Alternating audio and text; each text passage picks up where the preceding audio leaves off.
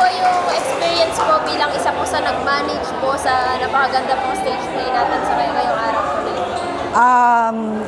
Nagpapasalamat ako sa Diyos kasi naramdaman ko talaga, Diyos ang gumawa. Sa totoo lang, meron na lang kaming 1 week preparation, pero hindi pa maayos ang script, may mga revisions pang ginagawa. Kaya ramdam na ramdam ko yung araw na to, yung mga nasa entablado, alam ko Diyos na ang gumawa nun eh. Dahil sa very short period of time ng preparation, in 1 week na lang na preparation, less than a week, nagre-revise pa kami ng mga script. At marami pang mga panghadlang. Ramdam namin na itong eskwela ay talagang mabuti. Kasi ang daming panghadlang. Pero awa ng Panginoon. Kaya kanina nung nanonood ako ng production, sabi ko, Diyos na yan. Yung mga bata, nakita ko kasi talaga nag-i-struggle sila sa lines pa lang. Pero kanina, awa ng Panginoon. Hindi naman natin naramdaman, di ba? Yun.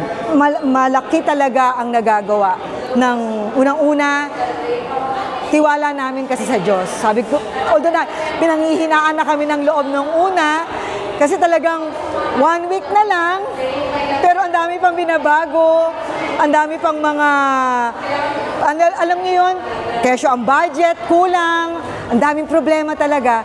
Pero lahat ng yun, ginamit ng Diyos para iparamdam sa amin na, kanino ba ang tiwala nyo? Diba? Dapat sa Kanya. Kaya talaga, all praises sa Diyos.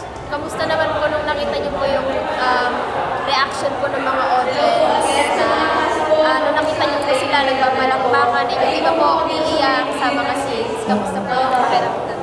Actually, itong panonood ko ngayon, dahil pinanood ko lahat ng mga rehearsals, hindi na yung mismong play ang pinapanood ko. Ang pinapanood ko na yung reaction ng audience. At talagang overwhelming yung naramdaman ko kasi na-appreciate nila, nakarelate sila. At yun naman ang intensyon ng eskwela. Kasi alam ko yung buhay ng mga naandoon sa eskwela, buhay yon ng bawat estudyante, ng mga empleyado ng La Verdad na pinagdadaanan. Kaya yun, masarap na medyo mabigat sa pakiramdam dahil alam niyo naman, kumbaga heavy yung mga scenes. Pero laging meron siyang lighter moment na gano'n naman ang buhay di ba? Pag merong may kapighatian, meron din namang kaaliwan. Kaya pinakita yun lahat. Salamat sa Diyos. Salamat po sa Diyos, ma'am.